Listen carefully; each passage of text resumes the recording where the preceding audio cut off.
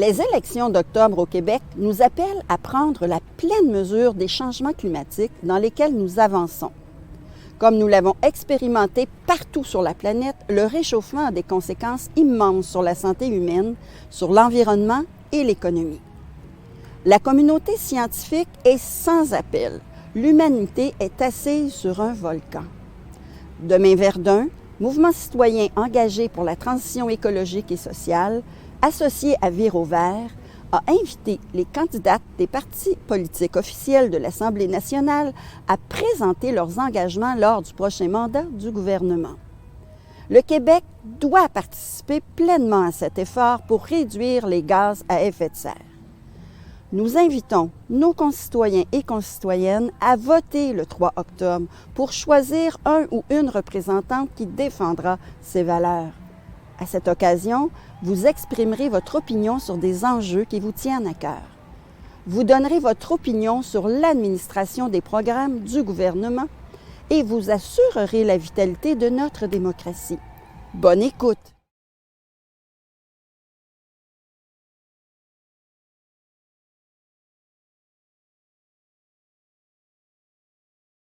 Moi, je pense que le gouvernement devrait toujours être exemplaire et je crois beaucoup à la science.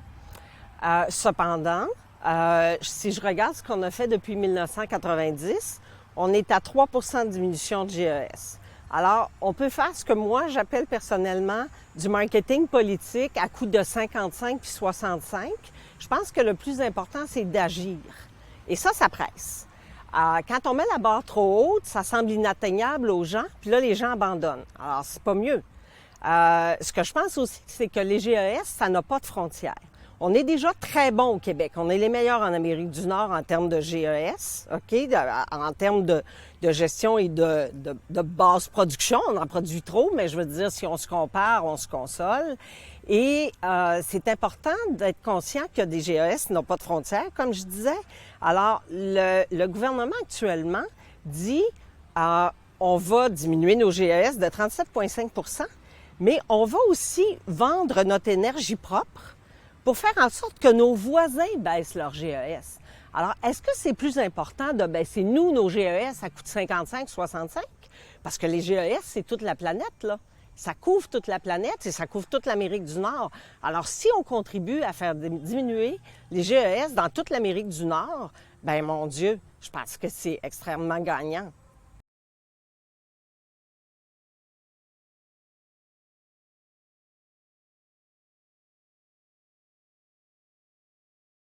Écoutez, on paye déjà à peu près, si je ne me trompe pas, 19 sous du litre d'essence en taxes. Puis, on a déjà des véhicules qui sont taxés à l'achat. Alors, si les taxes sur l'essence et les automobiles faisaient en sorte qu'on a moins d'automobiles, si ça marchait comme stratégie, bien, on aurait déjà des résultats. Or, on sait qu'à Montréal, la croissance de population d'auto est plus grande et plus rapide que la croissance d'humains. Alors, on a de plus en plus d'autos. Donc, force est d'admettre que ça ne marche pas comme stratégie. On peut punir les gens, mais ça ne marche pas. Alors, je pense que le gouvernement du Québec, en annonçant le prolongement de la ligne bleue, en instaurant tout le REM de l'Est, le REM actuel qui va normalement être en activité à partir de cet automne, là, probablement au mois de décembre, bien, quand on donne des solutions alternatives aux gens, bien, on a plus de chances que ça fonctionne que quand on les punit. Et je trouve que le gouvernement du Québec, même dans la ville de Québec, là, il y a un train léger qui est en train de se construire.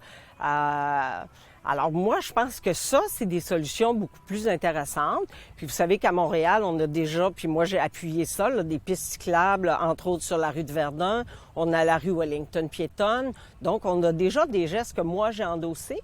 Et je pense que le gouvernement a aussi offert des solutions très concrètes et très efficaces, à mon avis. Évidemment, là, il faut que ça se construise, mais je pense que dès que le REM va être en activité, on va voir un changement.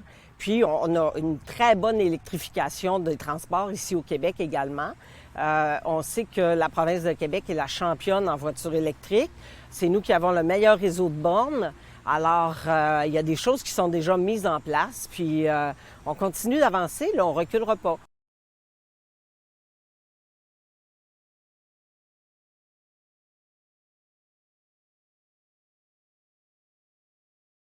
Vous savez que l'arrondissement a produit un projet, alors je ne vais pas tout redire ça parce que c'est public maintenant, mais Verdun, Montréal, on est exactement dans cette mouvance-là. Et le gouvernement du Québec également, qui a financé beaucoup de projets de serre notamment, justement pour augmenter la productivité d'aliments québécois, donc d'augmenter notre autonomie alimentaire. On a un excellent ministre, on avait, parce que là, avec l'élection, on ne sait pas, mais on avait un excellent ministre de l'Agriculture qui a fait beaucoup d'investissements, mais beaucoup, c'est quelqu'un de très compétent, très dynamique, qui a fait beaucoup, justement, dans la visée de l'autonomie alimentaire. Et c'est effectivement une orientation du gouvernement du Québec. Et on reculera pas là-dessus. On en comprend l'importance. Avec la pandémie, on a vu à quel point c'était important. Et puis, ça serait intéressant aussi qu'on ait des aliments frais partout au Québec, même dans le nord du Québec. Puis on sait qu'on peut cultiver en serre, on sait qu'aujourd'hui, on parle plus de déchets, on parle de ressources. Et on sait que nos déchets peuvent créer de l'énergie qui nous permettent d'installer des serres un peu partout et produire des aliments de qualité à proximité des populations. Alors, c'est certain que le gouvernement du Québec s'en va déjà dans cette direction-là. Il y a déjà des gestes de poser et ça va continuer.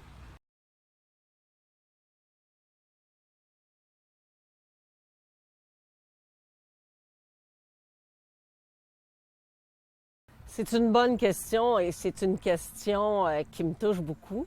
Vous savez, je vis à Verdun depuis 25 ans, 26 ans en fait, et je suis une élue municipale depuis 5 ans. Alors, le dossier de l'habitation, je le connais bien, même si c'est pas le dossier qui m'a été confié à l'arrondissement. On est quand même toujours impliqué comme élu dans tous les dossiers.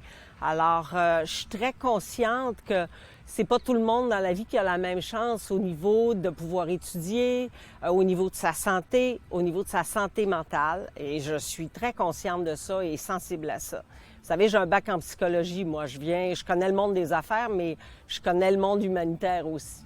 Et je sais que le gouvernement s'est engagé à construire 11 700 nouveaux logements sociaux et abordables.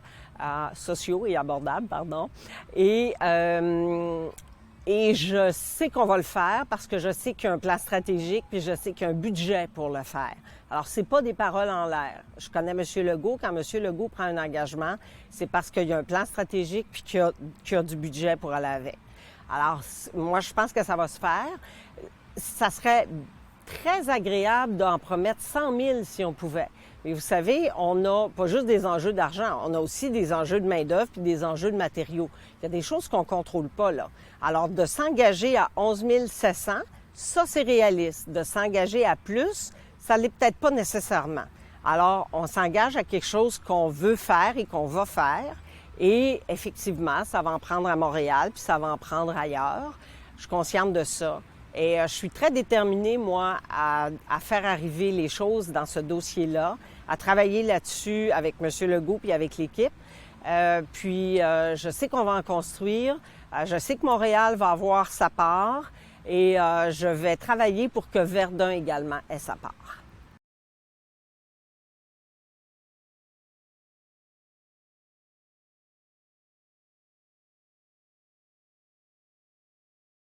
En fait, moi, j'ai une voiture, je l'avoue, comme beaucoup de gens d'ailleurs.